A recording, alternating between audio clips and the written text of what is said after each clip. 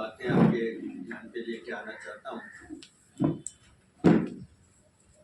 कल एक सेवा पे जा रहा हूँ, बड़ी सेवा है, तो उसके ऊपर कुछ तैयारी कर रहा था काफी दिन से लेकर।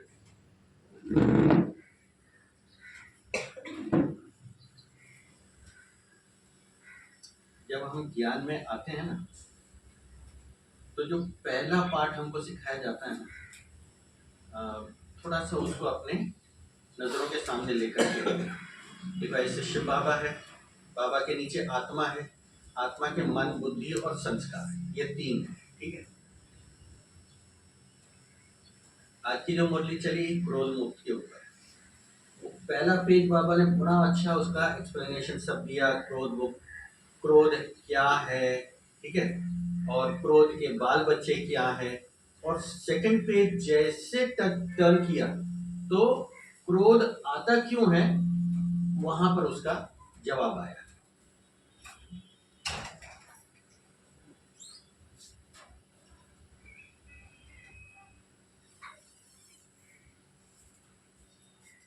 तो थोड़ा सा टेक्निकल सेशन होगा ये, इसके ऊपर थोड़ा आप एकाग्र होकर के थोड़ा सा देखना।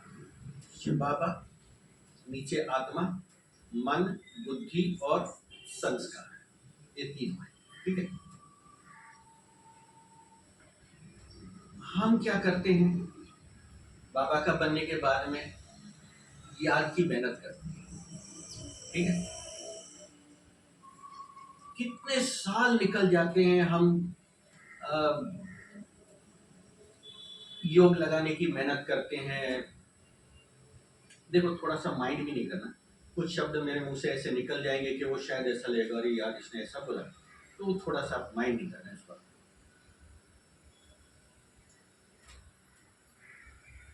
क्लास में आए, लाल लाइट जल रही है, उसमें आधा घंटा बैठ करके गए, योग नहीं। क्लास में आए, मुरली क्लास अटेंड किया, अभी नीचे उतरे और कोई बोलेगा कि आज की जो पंच लाइन थी ना, बाबा की एक पंच लाइन होती है संडे की मुरली में, कई बार ये होता है, लेकिन साकार मुरली में तो साकार मुरली में ऐसे घूम घूम के एक ही पॉइंट के ऊपर आती है, वो पंच लाइन होती है। तो कोई पूछे कि भाई अरे मैं लेट हो गया था और क्या था आज का पॉइंट, अभी आप ढूंढ रहे हैं, याद ही नहीं है, मुरली क्लास अटेंड नहीं किया, ठीक है। अभी हम बहुत बुनियादी एक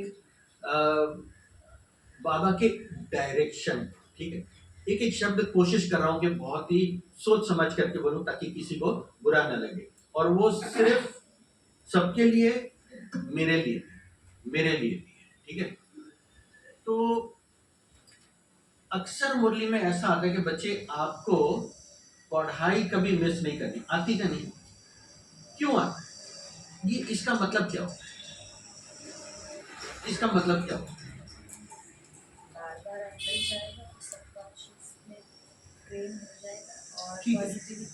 ठीक, मुझे खुशी है कि आप इतना मनन चिंतन करते हैं। इसका और भी बहुत गहरा एक राज है, ये शास्त्रों की बात है, वो शास्त्रों से निकला हुआ है, और शास्त्र में गया कहां से, संगम युग से। जो कुछ भी है अच्छा और बुरा यही से गया है। हम 9 लाख ने ही सब कुछ किया है, जिसकी वजह से लक्ष्मी नारायण भी बने हैं और XYZ, ठीक है। तो बाबा ये क्यों कहते हैं कि बच्चे मुरली कभी मिस नहीं करो, तुम्हें पढ़ाई अंत समय तक पढ़नी है, ठीक है। तो शास्त्रों में ऐसा लिखा है कि अच्छा, ये तो हो गया एक बात। दूसरी चीज, जब हम 7 दिन का कोर्स करते हैं तो राजयोग के 4 मुख्य स्तंभ के बारे में बताया। तो 4 स्तंभ क्या है? ब्रह्मचर्य, हाँ, शुद्ध भोजन, वेरी गुड, और दिव्य गुणों की धारणा, और भोजन। जो स्टूल है जिसके ऊपर राजयोगी बैठा हुआ है, उस पे 4 पैर आते हैं ना, उसमें पहला देखो, टीचर होती है, ऐसे ही नहीं बिठाया बाबा ने, सत्संग। शास्त्रों में ये शब्द आया है, शास्त्रों में ये लिखा है, सत्संग से क्या होता है, प्रैक्टिकल की बात है। हम जब भक्ति मार्ग के सत्संग में जावे या यहाँ पर आवे तो मुरली क्लास में या पढ़ाई के अंदर हमें क्या पढ़ाया जाता है, थोड़ा सा गहराई में जाने की कोशिश करना। शेयर मार्केट के बारे में बताया जाता है, वो बिल्डिंग बनाने के बारे में बताया जाता है, तो क्या बताया जाता है, पढ़ाई में हम क्या सीखते हैं? जो ये दुनियावी ज्ञान है ना, जो दुनिया का के अंदर जो कुछ भी चल रहा है ना, उससे विपरीत बातें सुनी, आध्यात्मिकता लेकर वहां पर बैठे बैठे एक होता है, जब शमशान में जाते हैं ना तो कुछ होता है, और जब हम सत्संग के लिए आते हैं, ये भी सत्संग है, ये सत्संग है, तो सत्संग के लिए आते हैं तब भी कुछ होता है, दुनियावी ज्ञान अलग है, उससे विपरीत ज्ञान हमें सुनाया जाता है। और जिसने अभी मुझे नहीं पता है, लेकिन पहले पहले ऐसा होता था, 7 दिन का कोर्स हुआ, ज्ञान में चलने लगे, पहले तो फॉर्म भरना पड़ता था। अभी 3-4 दिन पहले मुरली में आया था कि 7 दिन का कोर्स होता है, तो उस समय आप फॉर्म भरा के लो, ठीक है, उसका जो प्रेजेंट स्टेटस है ना वो पता चलता था। और मुरली, और ये 7 दिन का कोर्स होने के बाद जब आप मुरली क्लास अटेंड करने के लिए जाते हैं, हम लोग करने के लिए जाते थे, तो हमसे एक प्रतिज्ञा पत्र लिखाया जाता था। मेरा प्रतिज्ञा पत्र अभी भी है, वो लिखा है, और वो पत्र हमें याद आता है, तो वो याद के कारण फिर चलना अलग टाइप का होता था। तो 7 दिन का कोर्स हो गया, मुरली क्लास अटेंड करने लग गए, फिर उसके बाद में क्या होता, बड़ी प्रैक्टिकल बात, क्या होता था, ऐसा नशा चढ़ता था ना, ऐसा नशा, और वो नशा ना कई साल तक चलता था। फिर ना पढ़ाई में दिल लगता है, ना नौकरी में दिल लगता है, बस एक ही धुन लगी रहती थी कि बस या तो अब समर्पित हो जाओ, ये सब छोड़ो, ये सब बकवास है। अर्थात क्या, सत्संग से वैराग आता है, वैराग, इसकी टेक्निकलिटी को समझने की कोशिश करना। वैराग आता है कहाँ आता है, मन में आता है। फिर बुद्धि क्या करती है, बुद्धि त्याग करती है, डायरेक्शन देखिए, वैराग आता है, बुद्धि त्याग करती है। इस यज्ञ में सिर्फ एक ऐसा माइकालाल है जिसने प्रैक्टिकली स्थूल रूप से सारा सब कुछ त्याग किया था, वो है पीछे, ठीक है। बाकी सबके लिए बाबा क्या कहते हैं कि बच्चे देखो, तुम डरना नहीं है, मैं तुमको बोलता हूं तो ऐसा नहीं, तुम सिर्फ बुद्धि से त्याग करो और उसके बाद में बाबा का समझ करके सब कुछ इस्तेमाल करो, है कि नहीं, ठीक है।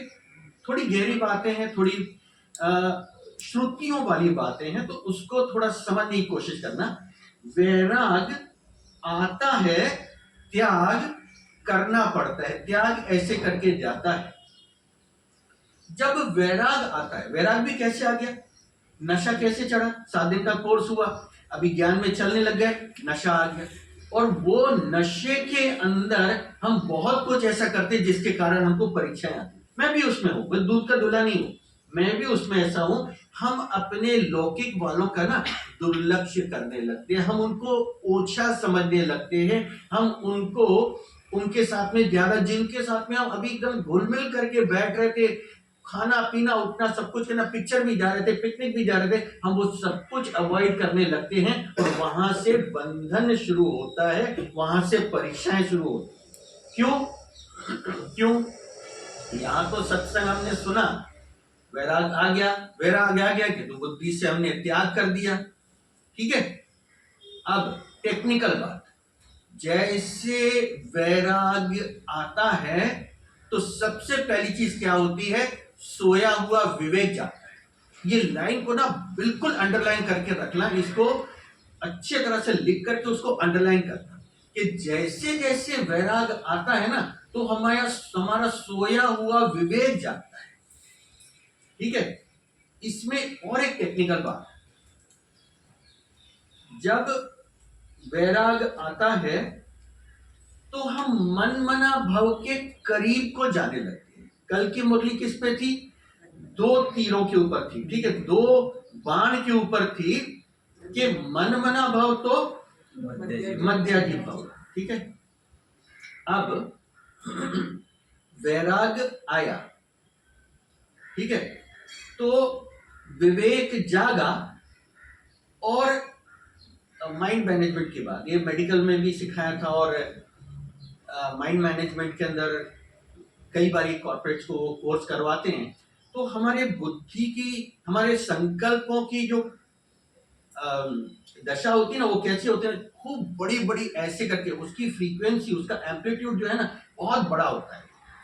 यानी हम beta beta beta plus plus में हम रहते हैं, और जैसे ही हमको वैराग आता है तो ये संकल्पों की जो रेंज है ना, वो रेंज कम होने लगती है। ठीक है, तो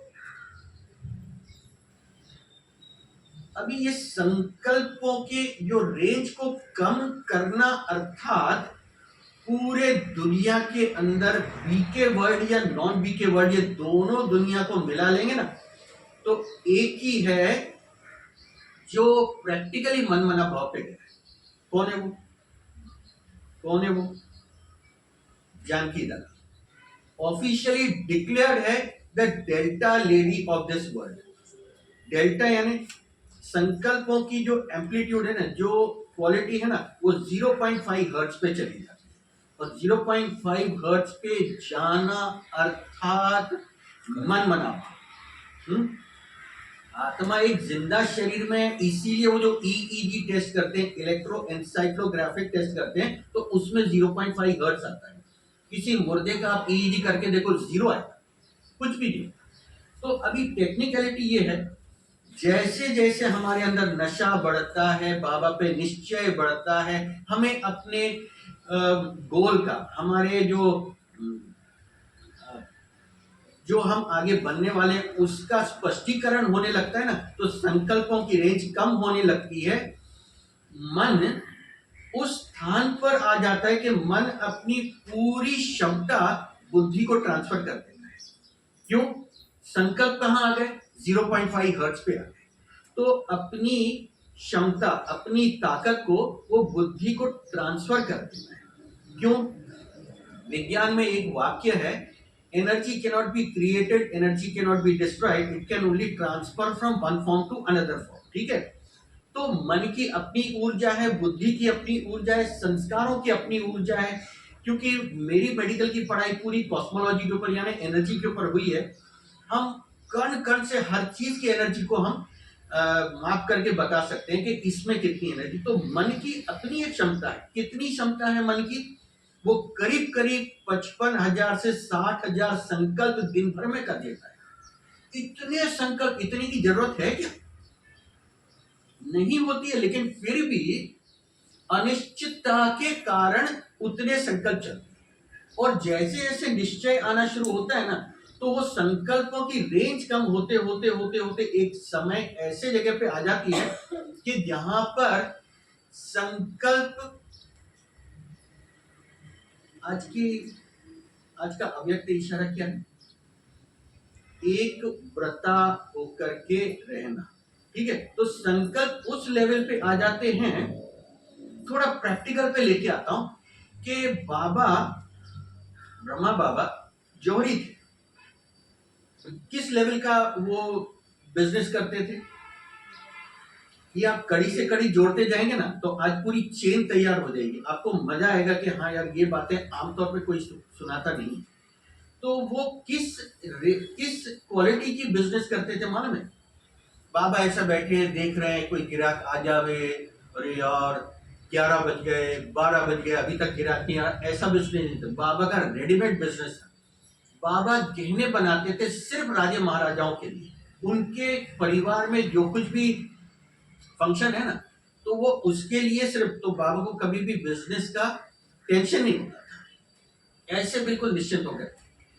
तो जैसे मन अपनी क्षमता बुद्धि को ट्रांसफर करता है ना, अब ये कैसे ट्रांसफर करता है? क्योंकि सोया हुआ विवेक जाग गया है, तो बुद्धि डबल पावरफुल हो करके और फिर वो अपने आप को परम धाम में इमर्ज करती है, या फिर योग लगना शुरू होता है।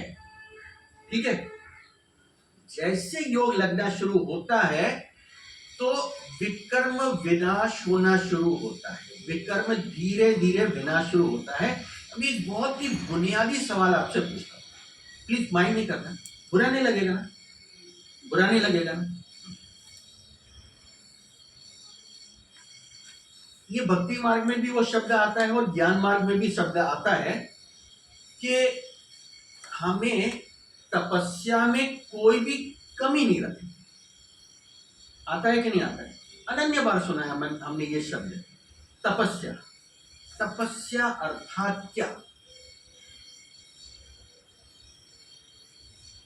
तपस्या अर्थात क्या? ध्यान। ठीक है, मनमना बहुत ओके, लेकिन जिस शब्द को, जिस अर्थ को सारे मार्क्स है, पूरे 100% मार्क्स उसको है, वो शब्द मुझे चाहिए, मुझे सॉरी बाबा को चाहिए, मुझे नहीं। तपस्या अर्थात क्या? ठीक है, जैसे क्रोध के बाल बच्चे हैं ना, ऐसे तपस्या के बाल बच्चे आप बोलने की कोशिश कर रहे हैं। वो तब तपस्या जो शब्द है, अगर व्हाइट बोर्ड होता ना तो मैं उस पर सारा एक पूरा फ्लो चार्ट बना करके दिखाता, क्योंकि जब मुझे सेवा पे जाना है और बड़ी सेवा है तो कई दिन पहले से बाबा के सामने सिर पे डाला था, तो बाबा ने ऐसे एक फ्लो चार्ट करके दिखाया था और उसको मैं कॉपी करके रखा था। तो तपस्या अर्थात, बहुत ही ध्यान से सुनना, वो तप जिससे स्याहपना दूर हो।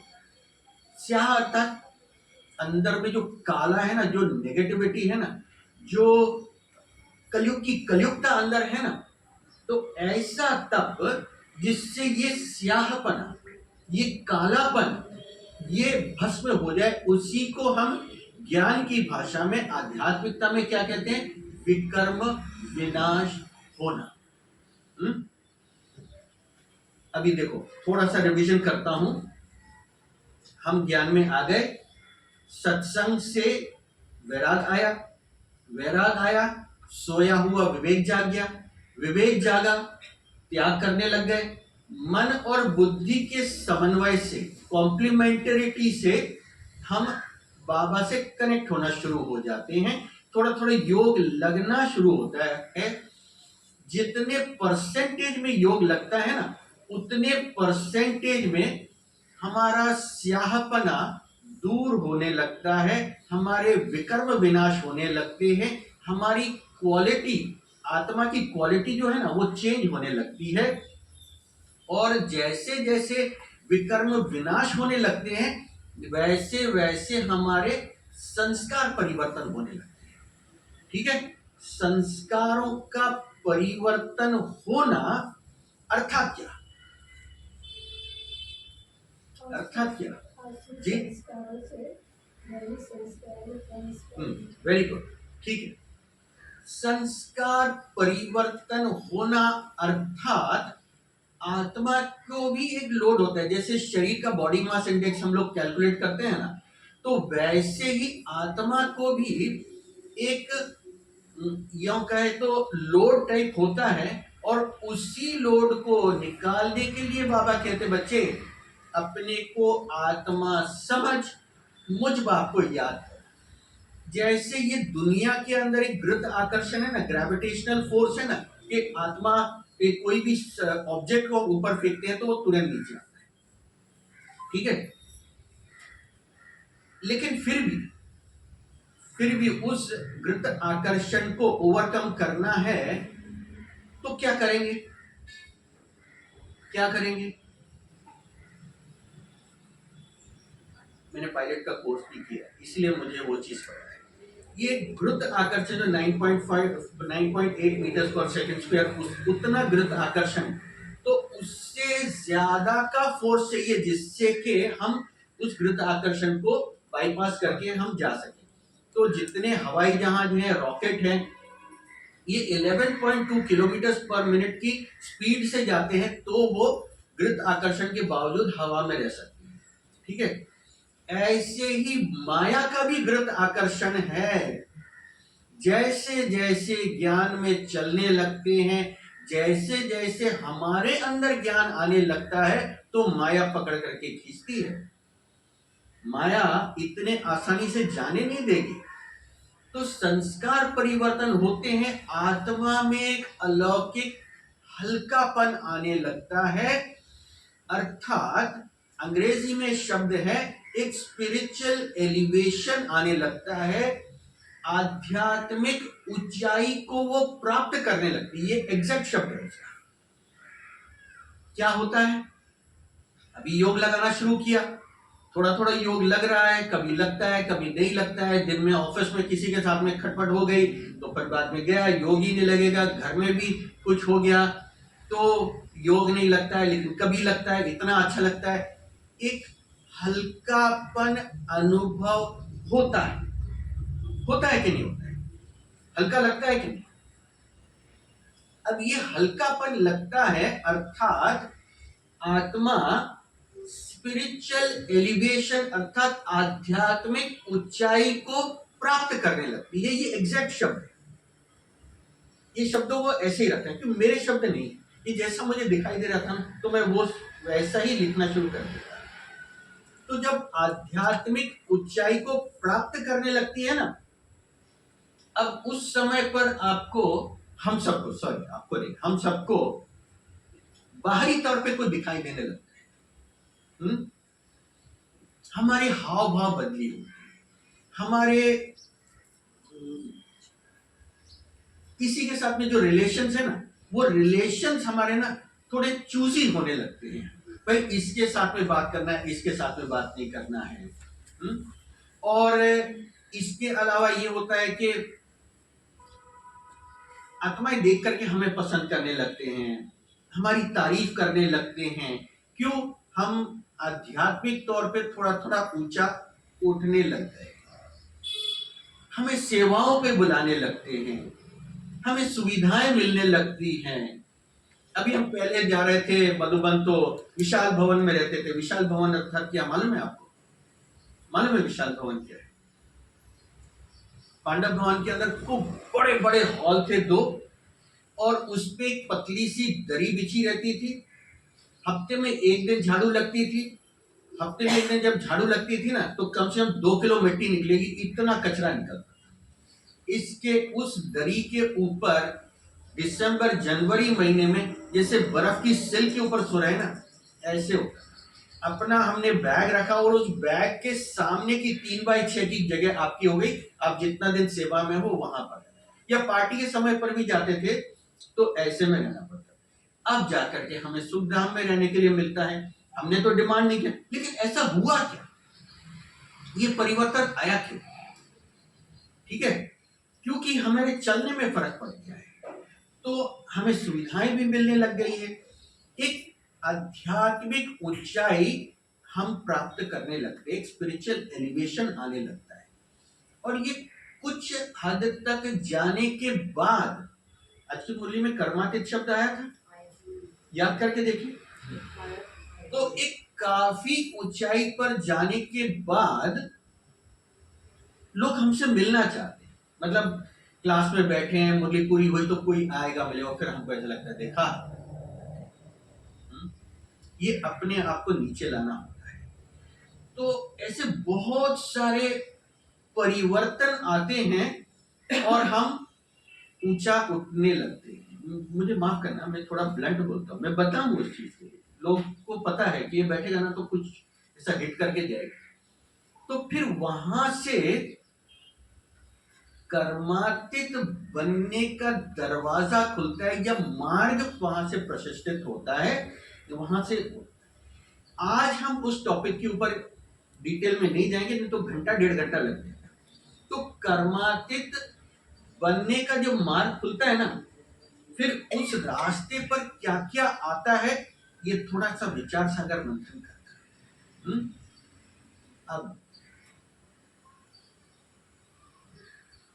साकार बाबा के जीवन पे आते, मेरा सबसे फेवरेट टॉपिक वही होता है, साकार बाबा का जीवन कैसा था। जैसे हमने बताया कि बाबा सिर्फ राजे महाराजाओं के घर में जो प्रसंग होते थे, त्योहार हैं या फिर इस शादी है, कुछ भी है, तो सिर्फ उनके लिए बाबा गहने बनाते थे। यहाँ तक कि क्वीन एलिजाबेथ जब पहले बार इंडिया आई थी तो वो भी उसने इच्छा जाहिर की। पहले कैपिटल जो है दिल्ली में नहीं था, वहां पर कलकत्ता में था और उनकी ईस्ट इंडिया कंपनी थी।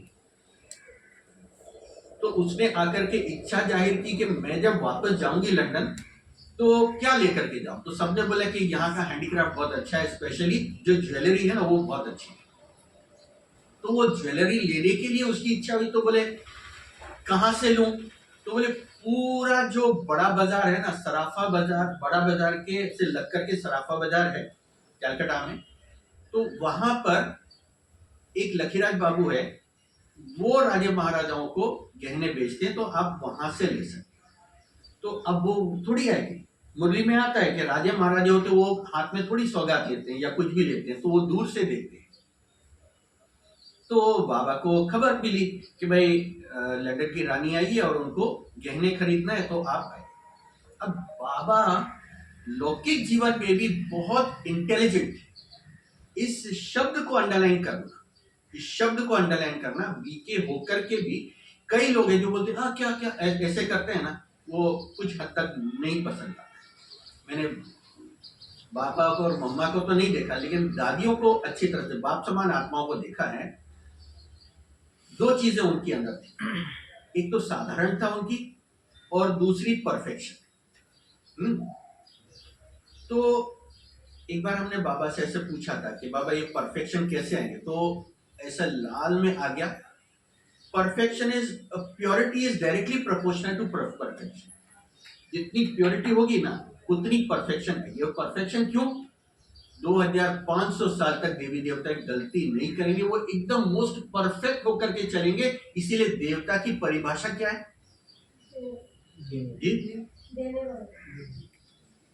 ठीक है, अब टेक्निकल सेशन चल रहा है, टेक्निकली अब बताइए परफेक्ट देवता अर्थात दो चीजें हैं। देवता is defined as most positive personality and a perfectionist.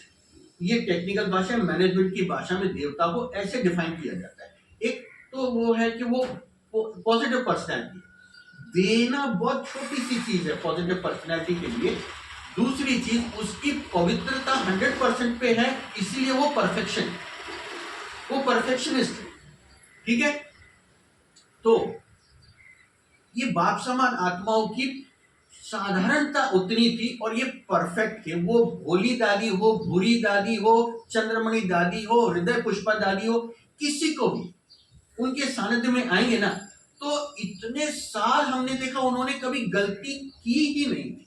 जैसे आज आमतौर पे आप हम कहीं पर भी जाएंगे, ट्रेन में जाओ, बस में जाओ, लोग ओ सॉरी ओ सॉरी ओ सॉरी, अरे यार क्या होता है ये सॉरी क्यों बोलते हो सॉरी। हम तो चार्ट लिखता हूँ 1 जनवरी 1991 से चार्ट लिखता हूँ और दिसंबर महीने के चार्ट में मैं साल भर में कितनी गलतियां की ना तो वो लिख करके बाबा को देता हूँ। मैं रियरली कभी सॉरी बोलता हूँ, सॉरी अपनी बढ़ाई नहीं कर रहा हूँ, लेकिन उतना शार्प रखता हूँ। और जब बीके सॉरी सॉरी सॉरी करते ना तो मुझे ताज्जुब होता है यार कि उससे सफेद कपड़े से भी देवता बन जाएंगे। शर्म करो इस बात का, क्यों सॉरी बोलते हो? कि होश में नहीं है आप, ये एंटीना खुला हुआ नहीं है अपना, विवेक जगा नहीं है अभी तक सत्संग करने के बाद में। तो बाबा का जीवन इतना सा, फिर बाबा राजे महाराजाओं को गहने बेचने वाले ने अपना जीवन ऐसा किया था कि लास्ट शर्म के कपड़े के अलावा बाबा के पास कुछ भी नहीं था।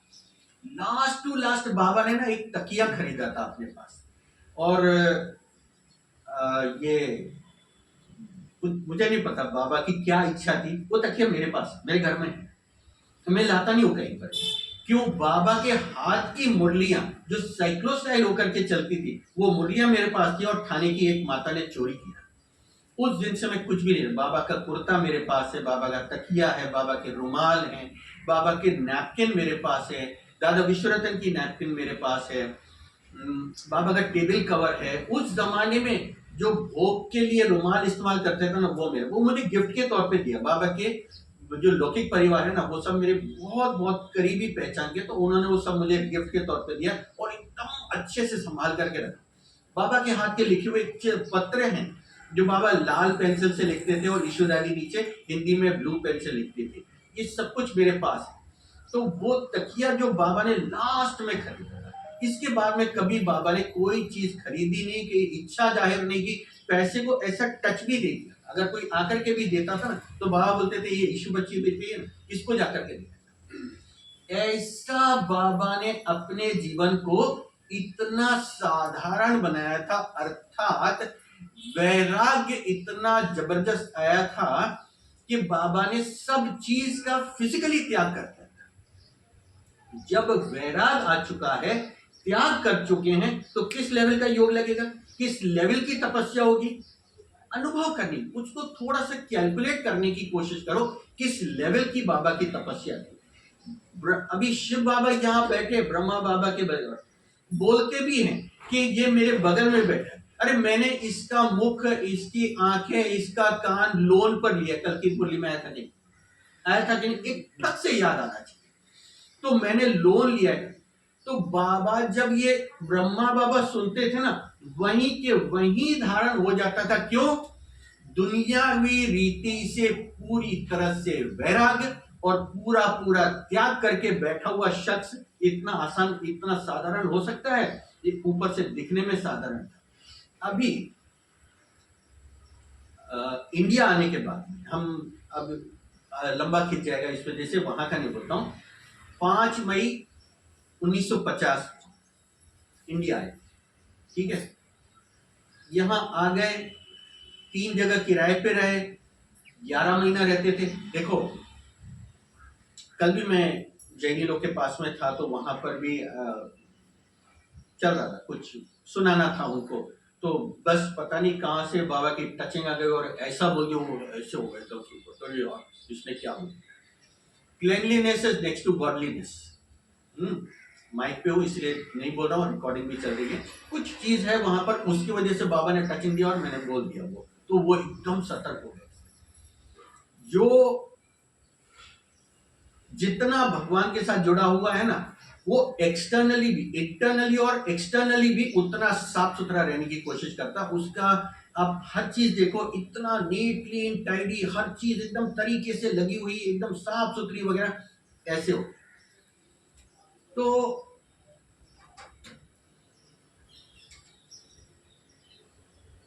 जब ये बात चली कि बाबा की नंबर 1 ट्रांसमेसेंजर कौन थी, संतरी दादी। याद रखना, लिख करके रखना, सालों साल तक संतरी दादी बाबा के मैसेज, ब्रह्मा बाबा के मैसेज सुप्रीम बाबा के पास लेकर के जाती थी। किसके पास? किसके पास? हमने वो शब्द इस्तेमाल किया, सुप्रीम बाबा के पास, क्योंकि सालों साल तक शिव बाबा ये शब्द नहीं था यज्ञ में, सुप्रीम बाबा शब्द था। बच्ची जाओ सुप्रीम बाबा को फलानी चीज पूछ करके आओ, और उसमें कई बार ऐसा होता था कि सुप्रीम बाबा, अभी आपने जो शब्द बोला शिव बाबा, संतरी दादी के तन में आ जाते थे और आकर के बाबा से, मम्मा से बातचीत करते थे, बच्चों को कुछ सुनाते भी थे और फिर चले जाते थे। फिर संतरी दादी वापस आती। उसी के अंदर आपने एक अनुभव सुना होगा संतरी दादी का, मुझे थोड़ा डर लगता है वे कैमरा माइक ये सब देख करके, फिर भी बोलता हूँ जो देखा। आपने एक अनुभव सुना होगा, संतरी दादी ने तो हम लोगों को ऐसे सामने सुनाया था वो, तो कि संतरी दादी, बाबा ने एक बार बुलाया कि संतरी बच्ची जल्दी आओ, बाबा से कुछ पूछना है, जल्दी जाओ। तो दादी बोलती थी कि मैं कभी भी खाली हाथ नहीं जाती, जब भी बाबा के पास जाना है, वतन में जाना है, तो कुछ ना कुछ तो लेकर के जाती हूँ। तो दादी भागी कहाँ? अच्छा, उससे पहले ये क्लियर कर देता हूँ कि 3 जगह किराए पे रहे थे। फिर बाबा ने बोला कि कब तक ऐसे 11-11 महीने के बाद पूरा उठाओ, चेंज करो। और जहां भी हम लोग जाते थे ना, वो ब्रिज कोठी होवे, डाक बंगला होवे, तो वहां पर इतनी साफ सफाई हो जाती थी कि जिसका वो है जगह है ना, वो बोलता था भाई ये वापस करो, तुमने तो एकदम स्वर्ग बना दिया। यहाँ पर 11 महीने के बाद चेंज करना पड़ता था। तो बाबा ने संतरी दादी के थ्रू मैसेज भेजा। एक संतरी दादी थी, एक संदेशी दादी थी, ये 2 बाबा की मेन ट्रांसमेसेंजर्स थी। तो बाबा ने बोला ठीक है, बाप बैठा है, बाबा अपने आप अरेंजमेंट कर देगा। तब जाकर के जो पांडव भवन अभी सुन रहे हैं ना, ये पांडव भवन खरीदा गया था। इसका ओरिजिनल नाम, अभी भी रजिस्ट्री में ओरिजिनल नाम इसका पोखरण हाउस है, ठीक है। पोखरण हाउस के नाम से इसको खरीदा था। एल शेप में 2 कमरे थे, दोनों कमरे के बीच में एक बाथरूम था, अभी भी वो बाथरूम है, वो एल शेप कमरे के पीछे फिर ऐसे दीवार बना करके सिंधी कॉलोनी बना और यहाँ आकर के रहे थे। ये घोड़े का अस्तबल था, एक राजा के घोड़े का अस्तबल था। फिर बाद में वहां पर घोड़े और खूब बड़ी चट्टान थी, खूब बड़ा मैदान था, क्योंकि घोड़े की मालिश वालिश सब करना, खाना पीना खिलाना सब कुछ करने के बाद में उसको एक्सरसाइज भी तो कराना पड़ेगा ना। तो महालक्ष्मी रेस कोर्स में देखा ना, वो एक्सरसाइज कराते, खूब उसको दौड़ाते हैं। तो ये चट्टान के ऊपर घोड़ों को दौड़ाते थे, उनकी एक्सरसाइज कराते थे, फिर उनको बांधते। अब वो घोड़े कम होते होते होते होते मुश्किल से दो तीन, तो राजा कभी कभी आता था देखने के लिए। तो उसने बोला कि राजा साहब ये सिर्फ दो तीन घोड़े रह गए हैं, तो ये इतनी बड़ी जगह है। तो बोला कि ठीक है। तब जा करके बोला कि फिर इस जगह को निकाल दो। तो साथ में जो कोई भी था, तो उसने बोला कि जो सफेद कपड़े वाले हैं ना, ब्रह्मा कुमारी वाले, ये लोग कोई जगह ढूंढ रहे हैं, क्यों ना उनको दे दी। तो वो लोग करते क्या है, बोला वो सत्संग करते हैं। तो ये अच्छे लोग हैं। तब जाकर के ये पोखरण हाउस के नाम से ये बेचा गया था। लेने के बाद कोई सुविधाएं नहीं, टेंट बनते थे, उस टेंटों में रहते थे। सबसे पहले पीछे दो दीवार खड़ी करके सिंधी कॉलोनी में, सिंधी मतलब ये सब दादियां जो आई थी ना, ये सब सिंधी थी ना, तो इसीलिए उसको सिंधी कॉलोनी बोलते थे। उसमें नीचे पलंग, ऊपर पलंग, ऐसे बैरिक सिस्टम बन गए थे। इतनी सारी दादियां थी। और बेगरी पार्ट चला, वो तीन जगह जहां रहे थे वहां पर बेगरी पार्ट चला, तो 240 छोड़ के चले गए थे, सिर्फ 60 रह गए। तो वहां रहे। कुछ समय के बाद हिस्ट्री हॉल भी बना और दो भवन बन गए थे, ट्रेनिंग सेंटर बना। ट्रेनिंग सेंटर अभी देखा आपने एल शेप में है, वो एल शेप में नहीं था, वो आधा ट्रेनिंग सेंटर बना था। तो बहने माताएं वहां पर जाकर गए, पार्टियों में आने वाले भी बहने माताएं वहां रहने लगी थी और समर्पित भी काफी होते जा रहे थे। तो सबसे पहले पहले लाइट हाउस और एरोप्लेन, ये दो भवन बने। लाइट हाउस और एरोप्लेन, ये दो भवन बने थे। तो बच्चे बोलते थे बाबा को, बाबा अब इतने साल से इस कमरे में रहे, बाबा का कमरा कैसा था? मालूम है आपको बाबा का कमरा कैसा था? छोटा सा कमरा, 10 बाय 10 का कमरा। वो पुराने जमाने में आपको मालूम है डिस्टेम्पर वगैरह नहीं था, चूने से पुतता था और उसमें सरस नाम की चीज एक डालते थे पिघला करके, और फिर उसको, तो 10 बाय 10 का कमरा, चूने से पुता हुआ, सफेद बिल्कुल चूने से। वो कमरे के अंदर एक गद्दा है, एक कुर्सी है, एक पलंग है। बाबा वो गद्दे पे बैठ करके जो कुछ भी काम करना है वो करते रहते थे। उस कमरे में बच्चों को अट्रैक्ट करने के लिए या डिस्ट्रैक्ट करने के लिए कुछ भी नहीं। कोई टेबल रखी है, उसके ऊपर कोई फानुस रखा हुआ है, कोई शो की चीज रखी, ऐसा कुछ नहीं, ऐसा कुछ भी नहीं था। इतना साधारण बाबा का जीवन था, इतना साधारण जीवन था। तो बच्चे बोलते थे बाबा आप एरोप्लेन में या लाइट हाउस में आप कमरा ले लो। बाबा बोलते थे ना बच्चे, आप जहां है ना, बाबा एकदम खुश है और एकदम संतुष्ट है। बाबा ने अपने लिए सुविधाएं कभी नहीं दी। इसके अंदर ऐड करके आपको और एक चीज बताता हूं कि हिस्ट्री हॉल के ऊपर अच्छी बड़ी टेरेस थी, तब कमरे नहीं बने। फिर बाद में हिस्ट्री हॉल के पीछे कमरे बने, हिस्ट्री हॉल के ऊपर कमरे बने। कुछ दादियां वहां ऊपर रहती थी, बड़ी दादी हिस्ट्री हॉल के पीछे जो कमरे बन गए थे उसमें बड़ी दादी रहती थी, गुजार दादी रहती थी, इनके कमरे बने। तो वो टेरेस के ऊपर बाबा ने ना बच्चों को संतुष्ट करने की पूरी पूरी कोशिश की। तो वहां पिकनिक होती। तो अंग्रेजों के यहाँ पर बाबा अक्सर जाते थे, जब ज्वेलर थे तब। तो बाबा को पता था कि पिकनिक में पार्टीज वगैरह कैसी होती है, तो वैसा सेम टू सेम बाबा करो। तो पनीर के पकोड़े ये सब बाबा बनवाते थे, बादाम का हलवा, ये सब। तो कुछ भाई लोग की ड्यूटी होती थी, तो वो ऐसे ट्रे में पनीर के पकोड़े हैं, एक बाउल में हरी चटनी है, एक बाउल में खजूर की चटनी। बाबा इमली कभी नहीं खाते थे, बाबा खजूर की चटनी बनवाते, बाबा पुदीने की चटनी बनवाते। तो ऐसे लेकर के आएंगे, फिर एक एक जन क्या करेगा, एक उठाएगा और फिर उसको चटनी में ऐसा डिप करेगा और फिर खाना शुरू करेगा। तो कोई भी जो सेवा कर रहा है सबसे पहले किसके पास जाएगा? सबसे पहले किसके पास जाएगा? बाबा के पास जाएगा। तो बाबा क्या करते थे, वो पनीर का पकोड़ा है, ऐसे लंबा ऐसे उठाएंगे और बच्चों को दिखाने के लिए ऐसे करेंगे और हाथ में रख। अभी 2 घंटा 3 घंटा जितनी देर वो पिकनिक चले, बाबा के हाथ में वो पनीर पकोड़ा ऐसा ही रहता था। गरम गरम बन के आते जा रहे। तो नई ट्रे आती थी तो बाबा के पास, बाबा हाँ बच्चे ये देखो है ना मेरे पास, मैं खा रहा हूँ ना।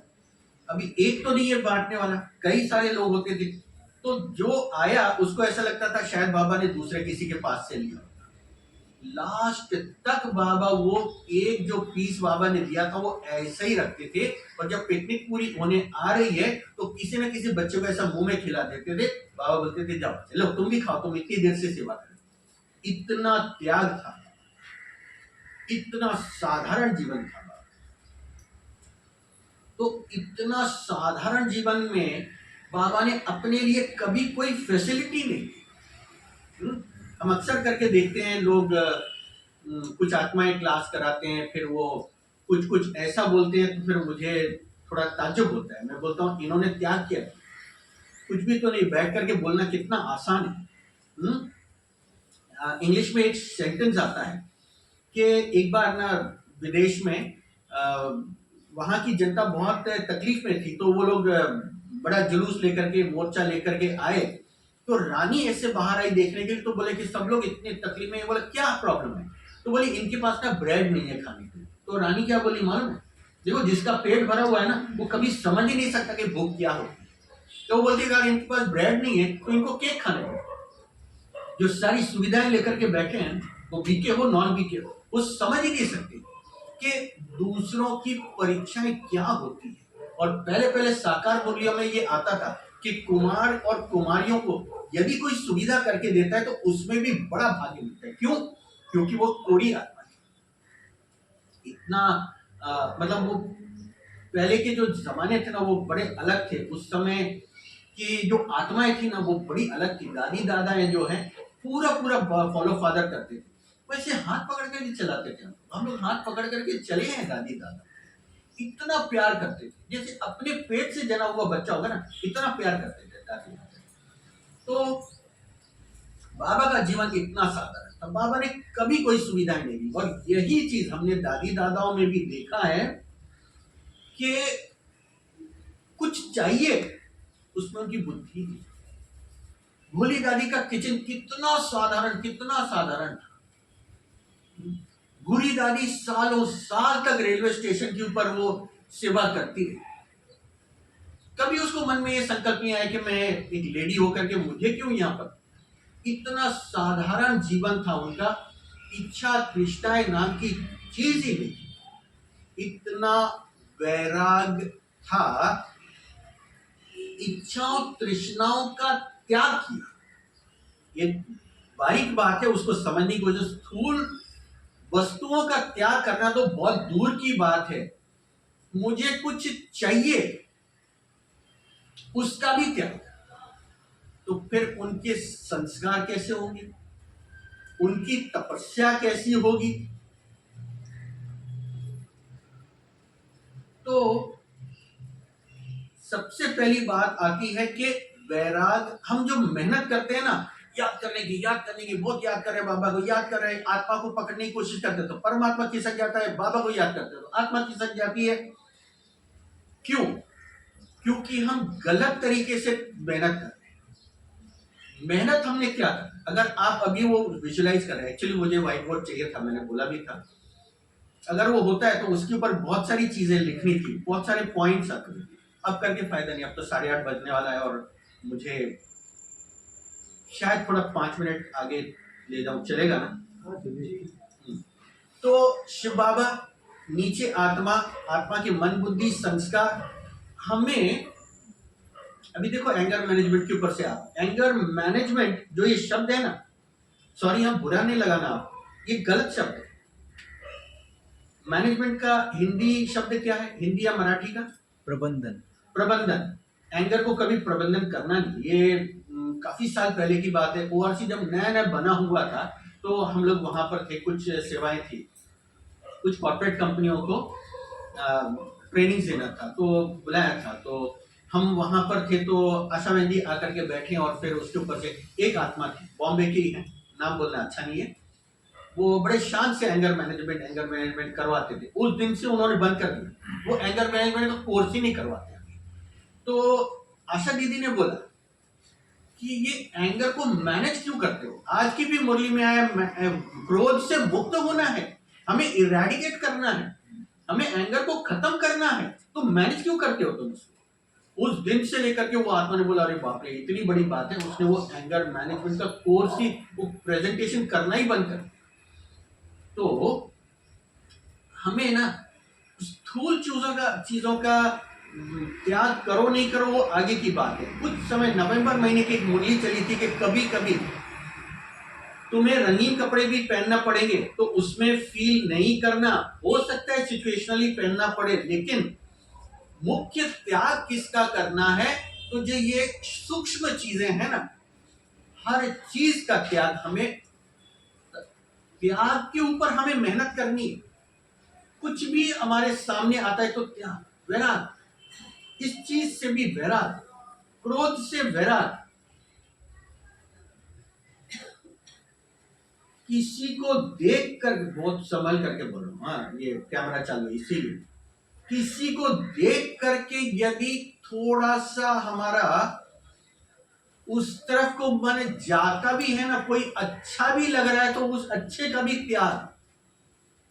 जब तक हमने हमारे अंदर वैराग्य नहीं आया, योग लगने वाला नहीं है। इसीलिए सबसे पहले मेहनत करनी किसके ऊपर? वैराग्य के ऊपर मेहनत करनी है। कि ज्ञान में आने के बाद, बाबा का बनने के बाद में हमारे अंदर वैराग्य कितना है, कितनी परसेंटेज में वैराग्य। जब हम परसेंटेज में, जब हम वैराग अच्छी तरह से करने लग जाएंगे ना, तो बुद्धि से सूक्ष्म और स्थूल चीजों का त्याग करने लग जाएंगे। जब त्याग करने लग जाएंगे तो माया, और माया अपना गृत आकर्षण लेकर के दूर से देखती रहेगी कि यार इसको किस एंगल से मैं टच करूं या किस एंगल से फंसाने की कोशिश करूं। वो फंसा ही नहीं सकती, क्योंकि अंदर में कूट कूट के भरा हुआ क्या? वैराग। ये दुनिया कैसी? इसके ऊपर एक वर्कशॉप करना है आपको, क्योंकि कल तो हम चल जाएंगे, बीच बीच में हम एक दिन दो दिन के लिए आया करूंगा, लेकिन मार्च तक मैं वापस नहीं आऊंगा। इसीलिए आप लोग एक वर्कशॉप करना। हम जहां भी जाते हैं, भट्टी करवाते हैं ना, तो वहां पर ऐसे ऐसे टॉपिक्स के ऊपर से वर्कशॉप करवाता हूँ कि ऐसा पसीना निकल जाएगा। क्या वर्कशॉप करना है? कि बीके बनने के बाद ब्राह्मण जीवन की पहली सीढ़ी क्या है? वैराग्य। तो वैराग्य को कैसे डेवलप करें? चलो कुछ बहुत ज्यादा नहीं, अभी कोई तो भी सोच रहा है, अच्छा ये क्या, ठीक है हम तो कर लेंगे इसके ऊपर, इतना आसान नहीं। 10 पॉइंट भी निकाल करके दिखा दो, मान जाएगा। ये वैराग जो हमारा निज संस्कार बन जाए, किसी चीज में, किसी भी चीज में हमारी बुद्धि जानी नहीं चाहिए, कुछ भी हमें अच्छा लगना नहीं चाहिए, वो है वैराग। तो उस वैराग के ऊपर अभी कम आत्माएं हैं, बाद में और भी आत्माएं आएंगी, उनको भी आप ये मैसेज दे करके एक दिन निर्धारित करना। सवेरे मुरली क्लास के बाद करो या शाम को आप आकर के करो, ग्रुप बना लेना। अगर बहुत ज्यादा भाई बहन है तो 3-4 ग्रुप तक बन सकते हैं, और वो ग्रुप बना करके इसके ऊपर से वर्कशॉप करना कि हम ब्राह्मण जीवन का जो निज संस्कार या पहली सीढ़ी है वैराग्य, वो वैराग कैसे डेवलप करें, कैसे आएगा वैराग। और अगर वैराग नहीं आया है, यकीन मान लेना ये सिर्फ ऊपर का सफेद कपड़ा रह जाएगा, शो रह जाएगी, कुछ नहीं होने वाला है। मुझे ये भी चाहिए, ये भी चाहिए, ये फैसिलिटी चाहिए, ये फैसिलिटी, ऐसा पलंग चाहिए, ऐसा सोफा चाहिए, एसी चाहिए, ये सब चाहिए, ये सिर्फ बोलने की बात है। वो कभी भी त्याग कर नहीं सकते हैं, वो कभी भी तपस्या उनकी टॉप लेवल की हो नहीं सकती। बस प्लीज थोड़ा एडिट करना, क्योंकि मैं बोलते जा, ठीक है। इसीलिए अंडरलाइन करने वाली बात क्या है? जिसका पेट भरा हुआ है ना, वो दूसरे की भूख को कभी समझ नहीं सकता है। और दादी दादा वैसे थे, वो सिर्फ चेहरा देखते थे और उन्हें पता चल जाता था क्या होता है। एक समय की बात है, मैं साइंस सेंटर पे गया, वहां पर ब्रजेंद्र दादी पीछे बैठी थी और मैं अंदर गया ऐसे बस सिर्फ चेहरा देख करके। और दादी की एक खासियत है, सेकंड फ्लोर पे सेंटर है, आप लोगों ने देखा है क्या साइंस सेंटर? देख के आना, एक बार तो देख करके आना। सेकंड फ्लोर पे सेंटर है, जो कोई भी आत्मा आई, भाई या बहन या माता कोई भी है, उसने पहली सीढ़ी पे पैर रखा और दादी बोलती थी देखो फलानी माता, उस लेवल की थी। क्यों? ऐसे ही तो नहीं, बाबा ने मम्मा को और ब्रजेंद्र दादी को ट्रांस मैसेंजर का एनालाइजर बनाया था।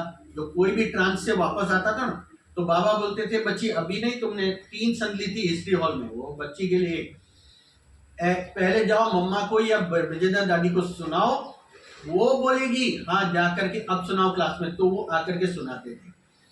जब वो सुनाते थे ना, मम्मा कभी ट्रांस में नहीं गई, ब्रजेंद्र दादी कभी ट्रांस में नहीं गए, लेकिन उसका सुन करके दादी बोलती थी ये तुमने मन से लगाया, तो ट्रांसमीटर बोलती थी हाँ। क्यों?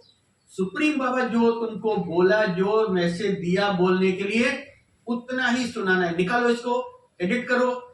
ऐसी आत्मा ने मुझे देखे बराबर बोला क्या हुआ, रात भर सोने नहीं दिया, घर में बहुत बंधन था। उस समय मेरे से बड़ी बहन की शादी चल रही थी, सारे मेहमान आए हुए, तो सब लोगों ने मुझे रात भर बीच में बिठा करके बॉम्बार्ड कर रहे थे कि बस इसके बाद में 13 नंबर लगना है और तुम हाँ बोल दो उसके लिए। पूरी रात ऐसा बैठा रहा अमृत वेला, और वो उनकी बातें सुनते सुनते सुनते हुए वाणी से परे, ऐसी स्थिति में बैठा था। सुन करके अमृत वेला तो मेरा हो गया था, स्नान आदि करके क्लास में आया, दादी ने चेहरा देख करके बता दिया था ये उनकी श्रेष्ठता थी, ये उनकी एफिशिएंसी थी। ऐसे हर एक दादियां वैसी थी। तो वैसा बनने के लिए पहली चीज है हमारे अंदर नेचुरल वैराग्य होना जरूरी है। अगर वैरागी नहीं है तो त्यागी भी नहीं बन सकते हैं, और त्यागी नहीं बन सकते हैं तो हम तपस्वी भी नहीं बन सकते। अब ये वैरागी शब्द मुंह से निकला तो मुझे कुछ याद आ गया। वहीं वृंदावन सोसाइटी में एक जन रहते हैं, उनका सरनेम ही था वैरागी, द्वारिका नाथ वैरागी, द्वारिका दास वैरागी था। बाबा ने बोला अच्छा मेरा बच्चा दास हो सकता है, नहीं नहीं तुम्हारा नाम आज से लेकर के द्वारिका नाथ वैरागी, तो उनका नाम द्वारिका नाथ वैरागी हो गया था। और साल में कम से कम तो 2-3 बार मुरली में आता था, अभी भी आता, 4 दिन पे रहते। बाबा ने एक बच्चे से पूछा तुमको कितने बच्चे हैं, पूछा आया था कि नहीं, वो ये वैरागी जी को, द्वारिका नाथ वैरागी जी को उन्होंने पूछा था। बाबा ने मुरली क्लास के बाद में उसका हाथ पकड़ा, कुटिया में लेकर गया, तो बाबा एकदम फ्लुएंट इंग्लिश बोलते थे। तो पूछा बच्चा how many children you have, तो बोला 5। You have 5 children? यस बाबा I have 5। You really have 5 children? बोला नो बाबा आई गॉट 6 चिल्ड्रन। बोला बाबा को भूल गया बच्चा, तो 6 चिल्ड्रन। ये वैरागी वैसे, वो थे भी वैसे, वो मेटलर्जिकल इंजीनियर थे, जर्मनी फ्रांस कहाँ के इंजीनियर जो आते थे वो उनको ट्रेनिंग देते थे। ऐसी हमने तो बहुत समय उनके साथ बिताया। वृंदावन सोसाइटी में एक गीता पाठशाला है, आपको पता है कि नहीं मालूम, अभी 50 नंबर बिल्डिंग में चलती है। ये 2003 से 4 तक 1 साल हमें सेवा करनी थी वहां पर। मुझे मना कर दिया कि नहीं हमको वहां पर सेवा करने में इंटरेस्ट, हाँ तुमको करना है तो ये 6 चित्र लेकर के जाओ सेवा। तो वैरागी अंकल ने और मैं, हम 2 जन ने 1 साल तक, वृंदावन सोसाइटी कितनी बड़ी मालूम है, 106 बिल्डिंग है, उसके कोने कोने में सब जगह जाकर के, यहाँ तक कि राबोड़ी में भी हम लोगों ने जाकर के सेवा की थी। 1 साल के बाद वृंदावन सोसाइटी में एक मारुति मंदिर है, मालूम है आपको, दूर दूर से लोग आते हैं शनिचर के। तो वो मंदिर के पास में एक जगह थी, वहां पर हमको स्थान मिला था, वहां 45 आत्माएं आने शुरू की थी, और वहां से एक गीता पाठशाला शुरू हुआ। उसके बाद में किसी ने घर दिया, अभी 50 नंबर बिल्डिंग। तो ये वैरागी अंकल वैसे थे, कैसा शर्ट है, कैसा पैंट है, होश ही नहीं। कुर्ता अलग है, पजामा अलग रंग का हो गया, मालूम है। जो कोई पॉइंट आउट करता था तो बोलते थे अच्छा ऐसा है क्या, मैंने तो 35 समय मुझे ध्यान ही नहीं। वैराग आज से लेकर के कहां पर ध्यान रखेंगे अपना, याद करने पे बाबा के वो याद आएगी ही नहीं, ये मैं गारंटी लिख करके याद आएगी ही नहीं। अपना लक्ष्य कहां पर रखेंगे, मेरे अंदर वैराग्य कितने परसेंटेज में आया है वहां पर। ये क्रोध और ये कोई अच्छा लग रहा है, कोई सुंदर लग रहा है, भाई इससे दोस्ती करें, ये दूर की बात।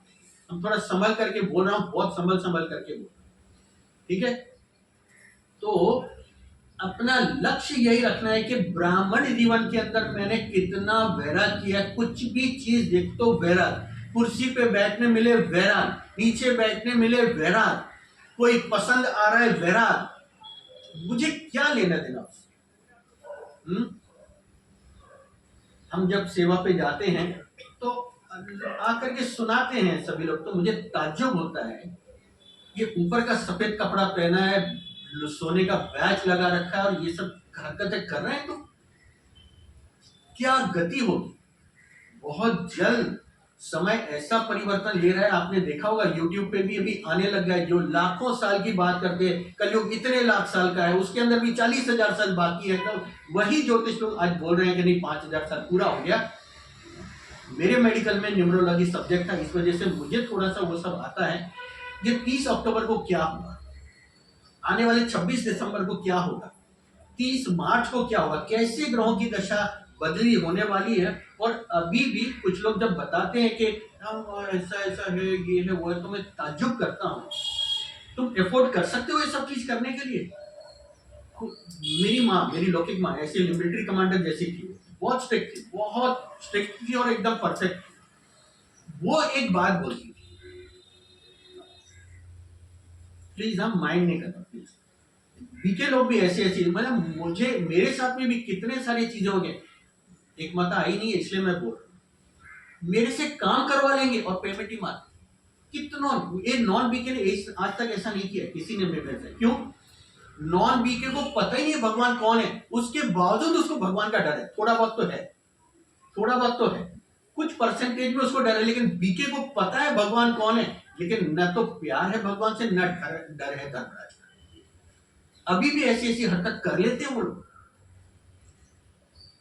तो अपने जीवन में पहली चीज है कि ब्राह्मण बनने के बाद अपने को भरना किस चीज से है, ये कलयुगी दुनिया, ये पांचों विकारों से, सातों विकारों से लिप्त है, पांचों तत्व पूरी तरह से तमोप्रधान बन गए, ठीक है। ऐसी दुनिया से क्या प्रेम रखना, क्या अट्रैक्शन रखना, क्या ऐसी दुनिया से, दुनिया के अंदर हम किसी भी तरह का लाइकिंग रखें इसकी। पहली चीज है वैराग, ये पुरानी दुनिया से ही वैराग आ जाना चाहिए, तब तो जाकर के स्थूल और सूक्ष्म का हम त्याग कर पाएंगे, और त्याग कर पाएंगे फिर देखना योग की क्वालिटी क्या होगी। और जैसा हमने पहले बोला है, बस एक 2 मिनट में आपके फिर, जैसा हमने पहले बोला, कई बार बोला है, अपना निजी संस्कार ये बना लेना कि मैं आत्मा कैसी और बाबा कैसी। योग में अगर वो अनुभव कर सके ना, तो सच में सलाम कर, बाबा भी खुश हो जाएगा और बाबा भी ऊपर से 100 मार्क्स देगा। बाबा कैसे हैं? अति सूक्ष्म बिंदी, और उस अति सूक्ष्म बिंदी में से इतना प्रकाश निकल रहा है कि पूरा परम धाम प्रकाशित है। पूरे परम धाम को प्रकाश मिल रहा है, कहां से? अति सूक्ष्म बिंदी। और मैं आत्मा वो अति से भी अति सूक्ष्म बिंदी हूं, और मैं परम धाम में कैसी हूं, वहां आत्मा को यह भी पता नहीं है कि मैं आत्मा हूं। ऐसे स्थिति पर जाने की कोशिश कर। जब ये योग इस क्वालिटी का लग जाएगा ना, तब जाकर के विकर्म विनाश होते। इतना आसान नहीं है विकर्म विनाश करना। ये एलईडी देख करके इतना बड़ा वो सफेद बिंदी दिखाई दे रहा, और मैं भी वैसे बिंदी ले जाकर के बैठ गए, आधा घंटा पूरा वाह योग लगा है। नहीं, नहीं होता है, कुछ भी नहीं होता है। वो है योग की टॉप मोस्ट लेवल, ठीक है। आपको पता है ना, परमधाम में, फिर कभी बोलूंगा, परमधाम में 10 लेवल हैं। 10वें लेवल पे शिव बाबा है, और 9 लेवल पे दूसरी आत्माएं, जिनके वो ग्रेडेशन हैं। धर्म स्थापक कहाँ आते हैं वगैरह वगैरह, आज वो सब नहीं बोलते। तो वो ग्रेड में भी हम कहाँ जाते हैं? हम परमधाम में जब हमारी स्थिति देख करके बाबा हमको खींचता है, और बाबा हमें कंबाइन करके लेता है। सिर्फ अमृत वेला में हम 3 बिंदी का योग लगाते हैं। उसके बाद में दिन भर जब कभी भी बाबा को याद करना है, कंबाइन होकर के याद करना। 50% खाली एफर्ट लगता है उसके लिए, 50% मेहनत लगती है। बाबा अति सूक्ष्म बिंदी, और मैं तो बाबा से भी सूक्ष्म बिंदी, बस जा करके परम धाम पहुंचे। एक पुल आता है, एक मैग्नेटिक पुल आता है, चुंबकीय आकर्षण आता है, टक करके जाके बाबा के साथ में हम कंबाइन हो जाते हैं। और जिस दिन कंबाइन होने लग गए, अर्थात समझना कि हम कुछ तो बाबा की इच्छाओं को, या बाबा जो बोल रहे हैं हमसे चाहते हैं, हम कुछ तो उसमें चल रहे हैं। ओम शांति। बुरा तो नहीं लगा ना किसी को? रोज के बारे में थोड़ा कम बताएं।